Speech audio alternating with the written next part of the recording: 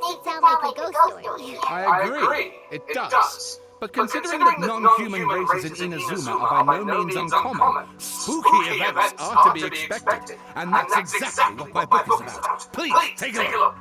Oh, I love this guy. Sawada. A man arrived in Tarasarama around 3 in the afternoon. From afar, he spied labourers walking along the mountain roads towards the factories, their shoes scuffing along the jutting stones. They walked like people convinced that so long as they reached the fire raging in the mountain's belly, they might extract from it gems beyond price. The mood and the sight inspired was ineffable, beyond mere description for those not present to witness it. The man barked a cheerful greeting and sprinted to join in the procession. There, a towering character who stood half a head taller greeted him with a heavy slap on the back, and yet his words were filled with respect. Do my eyes deceive me, Sir Miyazaki? I cannot think that the return trip from Inazuma could have been easy on you. Miyazaki smiled, filled the young man, taking the first step on their journey. Expression relaxed. Why Katsurugi Inazuma is the realm of the almighty Shogun. I sailed upon the fastest ship, strode upon the swiftest sea routes. What dangers could I have possibly faced? And what about the good news? There was some, naturally. The two burst into uproarious laughter, roughhousing with the other workers until past end. A young man dressed in linen shirt and wearing a headscarf gazed into the dancing flames of furnace before him. Now the flames of a forge are unlike any other, for their intensity affects the resulting integrity of both metal and blade. So too then was the Flame Watcher an unusual individual. At his fingertips sat a lizard, and on his face he wore a smile. The workshop was huge, the furnace was deeper within. A reasonable person might think that there should have been many working alongside the Watcher, yet he stood alone. Only when Katsurugi and Miyazaki strode into the room did the Watcher turn. This Watcher was Niwa, armory officer and administrator of the Tatasruna. Born to the Niwa clan, which served as one of the 3 pillars of the Ishin art, Niwa never argued with his sibling and was a worthy successor by all accounts. The post he received as a result of high standing with those in power served as a statement unto itself. Miyazaki handed a well-bundled text to Niwa. As he adjusted his expression, it said, "It is as you have said, sir.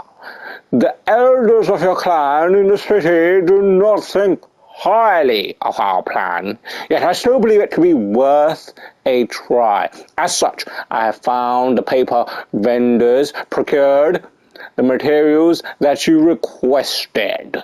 Niwa studied the text and nodded. "We should try some of these new forging techniques, whether the Kaidahara say yay or nay."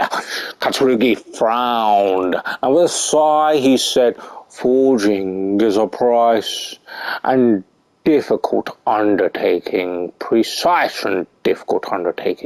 You know this better than most, sirs. And still, you seek improvement each day with terrifying drive.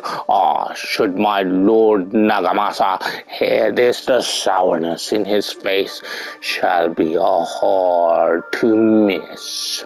Niwa smiled, replying, "And how goes the forging of your lord's great blade, Katsuragi? Katsuragi neither wanted to shame his master nor lie to his two friends, and yet he could not think of any other way to deflect, and so groused.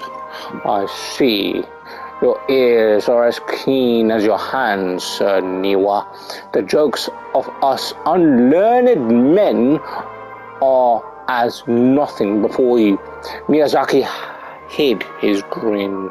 Upon hearing this, Niwa released the lizard from his hand into Katsuragi's palm, but just as more words were to be exchanged, someone came walking nearby, their footsteps light with the celerity of youth. The head that peeked in was round, and in the light of fires looked like an oil jewel. The young man placed some boxed food at the side, and nodding, he prepared to leave. Katsuragi called out after him, "What about your share? Aren't you going to eat it?" The young man, upon hearing those words, found himself slightly at a loss. After a while he answered, "Very well, I'll try it. You are welcomed to the food. We all eat the same fare. After all," Niwa said. The man nodded and left, seemingly deep in thought. Extract number 2. The Kabukimono was by the coast. Sunset fell to the accompaniment of darkness. The bands of twilight showed themselves naught, for their place did thunderclouds roil, grumbling the omens of a coming rainstorm. Darkness filled the flesh of the sea, and the dusk blade. The clouds too kneel upon the land, its supplication mirroring the Kabukimono. With knees bent and face pointed toward the waters, none passed that way, and none knew what was waiting for him. Silence. Time passed, unmeasured and uncounted, till a black cloud suddenly tore free from the sky and began circling the Kabukimono, bearing down on him like a nightmare. Though he was not aware at first, after his studying gaze was refined by time, he understood this cloud had marked him from the very start. Outbound, a fishing boat drew near, the lights of its bow flickering in and out of sight beneath falling sheets of rain. A mist unspooled across this area, stealing sight from the fisherman. Repeatedly he exclaimed, "It is but dusk. How are my eyes darkened?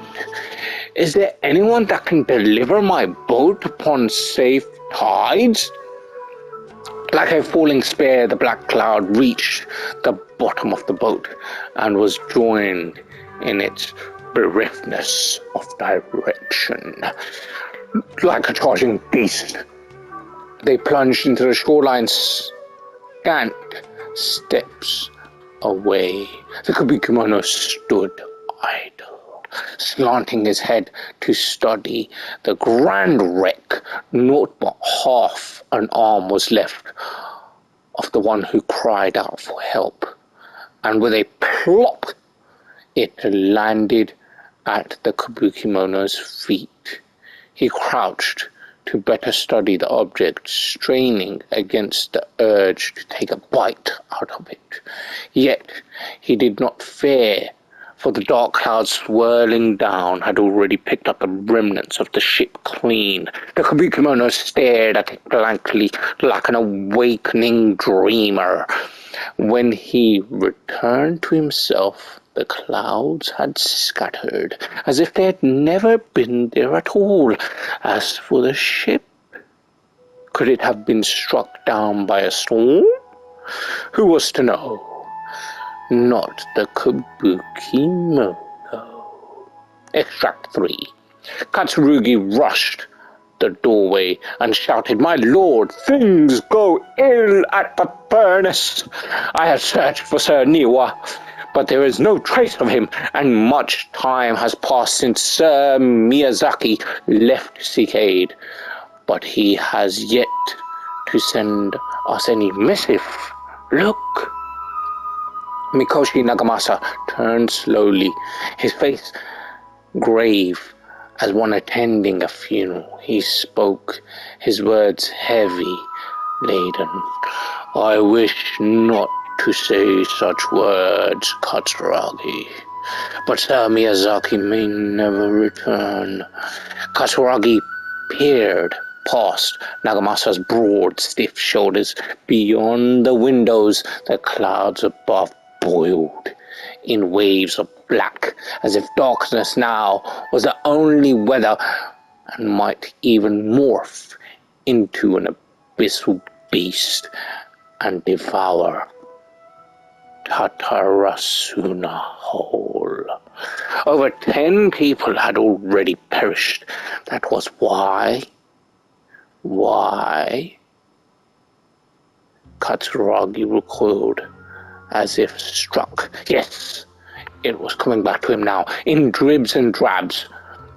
That was why they had to seek out aid. Miyazaki had been the first to set sail. The clouds had only just begun to form then. Traveling from Tatarasuna to Inazuma to ask for support was normally no great feat, and yet there had been no sign of his return. Then a second ship was sent, followed by a third and a fourth. The Kabuki-mono himself had departed upon the tides, under the foul skies and ominous fortunes. It had been Katsuragi who had brought him back and treated him as his own, and it pained him greatly to see the lad go. Yet the situation in Tatarasuna was severe. Even should they sacrifice more lives, it would have been worth it to gain assistance from Inazuma City. Niwa was gone, and none could find him. Afterward, Nagamasa led a search party into the mountains and the area around the furnace, all to no avail. Folk began to wonder if Niwa might have encountered an accident, but worry soon turned into suspicion, and they wondered if he had fled. Unwilling to bear the sin of having caused these incidents, the people grew ever more suspicious, and Nagamasa himself strained against his discontent and fury. His face had grown to resemble the rumbling clouds above. Suddenly, a figure flashed by. The presence did not go unnoticed by Nagamasa. He drew his blade and cut, though he only nicked and silken veil the intruder wore. For a moment they swayed, and then, like a marionette pulled by strings, they moved behind Nagamasa, laughing darkly. "Are you seeking someone, my lord? Niwa, perhaps?" Nagamasa bellowed in fury. "You dare address Sir Niwa directly?" Yet the figure parted like mist before his falling blade, only to rematerialize beyond reach, but not beyond sight. A ghastly apparition indeed. "Was it you who slew my people?"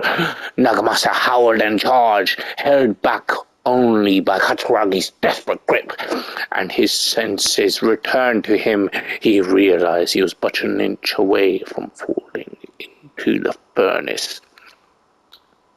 It seems the rest of this work remains unfinished. From the existing text, however, it is apparent that this novel of fantastical, colourful sensibilities, born from an imagination well utilized. This is The Isle of Darkling Clouds by Invective. Hopefully you guys enjoyed. Oh, and please read my essay draft as well.